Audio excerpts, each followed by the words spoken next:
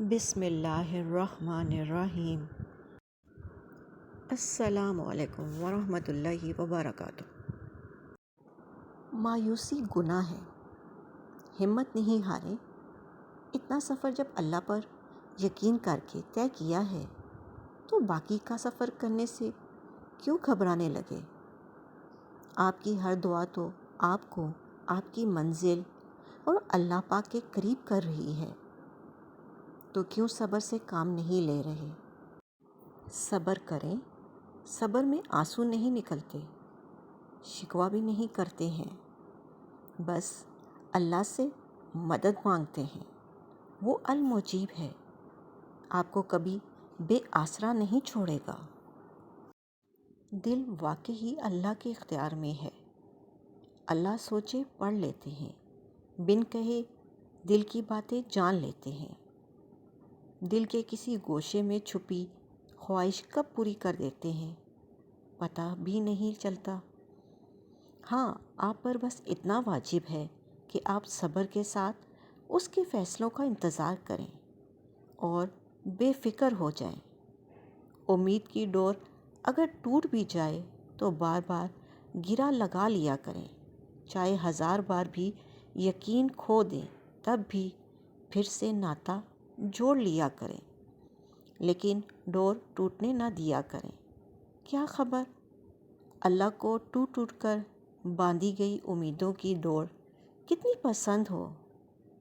کیا خبر اللہ کو آپ کا بار بار روتے ہوئے اسے پکارنا کتنا عزیز ہو؟ بس امید کا دامن نہ چھوڑیں۔ آسانیاں، اللہ تمہارے لیے آسانیاں ضرور بھیجے گا۔ وہ تمہیں روتا ہوا نہیں چھوڑے گا، جلد تمہاری دعائیں قبول کر کے تمہیں خوش کر دے گا۔ کیوں پریشان ہوتے ہو؟ ابھی تو تمہاری زندگی کا وہ دن بھی آنا ہے جب اللہ نے تمہیں تمہاری ہر پسندیدہ چیز سے نوازنا ہے۔ صبر اور نماز۔ صبر اور نماز اللہ والوں کے لیے دو بڑے ہتھیار ہیں۔ نماز اللہ اور انسان کے تعلق کو مضبوط کرتی ہے، اللہ سے گفتگو کا سلسلہ جاری رہتا ہے اور اللہ کا قرب حاصل ہوتا ہے، اور صبر کے ذریعے کردار اور دین و ایمان میں استقامت حاصل ہوتی ہے۔ نماز کی پابندی عام لوگوں کے لیے گراں ہے، لیکن خشوع اور خضوع کرنے والوں کے لیے یہ آسان بلکہ راحت اور اطمینان کا باعث ہے۔ اور وہ لوگ جو قیامت پر پورا یقین رکھتے ہیں، قیامت پر یقین اعمال خیر کو آسان کر دیتا ہے اور آخرت سے بے فکری انسان کو بے عمل بلکہ بد عمل بنا دیتی ہے۔ کچھ لوگوں کو دعا لگ جاتی ہے۔ آپ کو جو آدمی بڑا چمکتا دھمکتا اجلا نظر آئے نا، اس کا کبھی ماضی ٹٹولو گے نا، تو کبھی کوئی اس کے گھر سے روٹی کھا کر گیا تو فقیر اور اس نے ذوق سے کھلائی تھی۔ کبھی پیچھے سے ٹٹولو گے نا تو کوئی روٹی کھا کے دعا کر گیا تھا، کوئی چند گھڑیاں دروازے پر رہا تھا، اس نے نیکی کی تھی، دعا کر گیا تھا۔ کبھی ٹٹولو گے ڈھونڈو گے تو بیمار ماں نے کسی کو دعا دی تھی کہ پتر اللہ تیرے اوپر فضل کرے۔ کسی کے بوڑھے باپ بیمار نے دعا دی تھی، اللہ تجھے کسی کا محتاج نہ کرے۔ کسی نے دعا دی تھی، وہ دعا ہے جو اس کے دائیں بائیں آگے پیچھے چلتی ہے۔ تسکین دل، جو تمہیں بے چینی میں مبتلا کرتا ہے وہی تمہارے لیے اس بے چینی سے تسکین بھی نکالتا ہے اور پھر وہاں سے رستے بناتا ہے جہاں سے تمہیں امید بھی نہیں ہوتی۔ تو اگر تم چاہتے ہو کہ وہ تمہاری دعاؤں پر راضی ہو جائے تو پہلے تم اس کے فیصلوں پر راضی ہو جاؤ اور اس کے مقرر کردہ وقت کا انتظار کرو۔